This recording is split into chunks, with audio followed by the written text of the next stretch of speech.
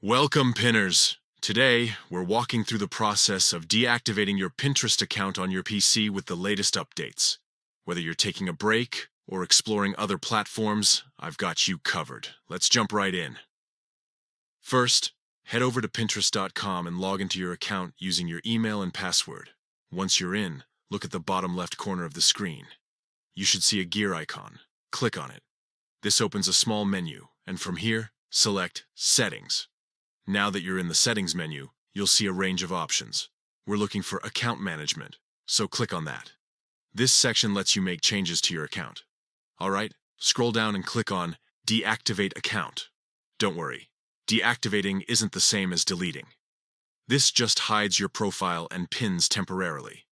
If you change your mind, you can reactivate it anytime by simply logging back in. Next, Pinterest will ask you to confirm your decision. Just click Continue.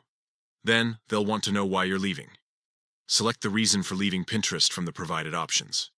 This helps them understand how they can improve the platform. After you select your reason, you'll need to enter your password to confirm. This is a security measure to make sure it's really you making the changes. Once you've entered your password, click the Deactivate Account button to finalize the process. And that's it.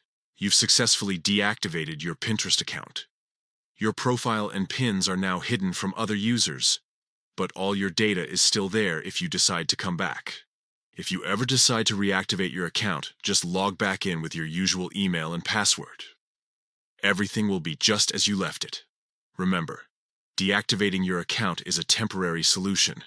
If you're looking to permanently delete your account, the steps are similar, but be sure to choose the Delete Account option instead of Deactivate Account. Keep in mind that deleting your account is irreversible, and all your data will be permanently lost.